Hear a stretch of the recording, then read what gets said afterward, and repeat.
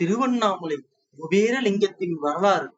திருவண்ணாமலை கிரிவலம் பாதையில் உள்ள குபேரலிங்கம் செல்வத்தின் அதிபதியான குபேரன் வணங்கிய லிங்க உருவத் திருமேனி எனப்படுகிறது. குபேரன் திருவண்ணாமலையில் கிரிவலம் வந்தபோது அவருக்கு இந்த லிங்கம் சுயம்புவாக தோன்றி காட்சி தந்ததாக கூறப்படுகிறது. அதாவது குபேர பகவான் திருவண்ணாமலை கிரிவலம் வந்தபோது இந்த லிங்கத்தை வழிபட்டு கிரிவல பாதையின் வடக்கில் உள்ள இந்த லிங்கத்தை வணங்கிவிட்டு கிரிவலம் செல்வதாக கூறப்படுகிறது.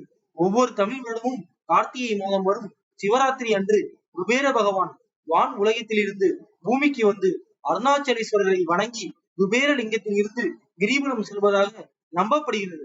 திருவண்ணாமலை அஷ்டலிங்கங்களில் ஒன்றான குபேரலிங்கம் செல்வத்தையும் செழுமையையும் குறிக்கும் கடவுளான குபேரனை வணங்கும் ஒரு முக்கிய இடமாகும். திருவண்ணாமலை கிரிவல பாதையில் 8 திக்கிலும் 8 லிங்கங்கள் உள்ளன. அவற்றில் குபேரலிங்கமும் ஒன்று மிகவும் பிரசித்தி பெற்றது. இந்த குபேரலிங்கத்தை நம்மளும் வணங்கி எல்லாம் வல்ல சிவமான வணங்கிட்டு நம்ம தமிழ்கிட்ட யூடியூப் சேனல்ல தொடர்ந்து ஒவ்வொரு நாளும் வர்ற ஒவ்வொரு கோயிலை பத்தியும் அருமையாக தெரிந்து கொள்வோம். அடுத்து ஒரு அருமையான வீடியோல உங்களை சந்திப்போம். நன்றி, வணக்கம். தனுசு மற்றும் மீன ராசிக்காரர்கள் வழிபட வேண்டிய லிங்கம் இந்த குபேர லிங்கம். இந்த லிங்கம் குரு பகவானின் ஆட்சி செய்யும் லிங்கமாகும்.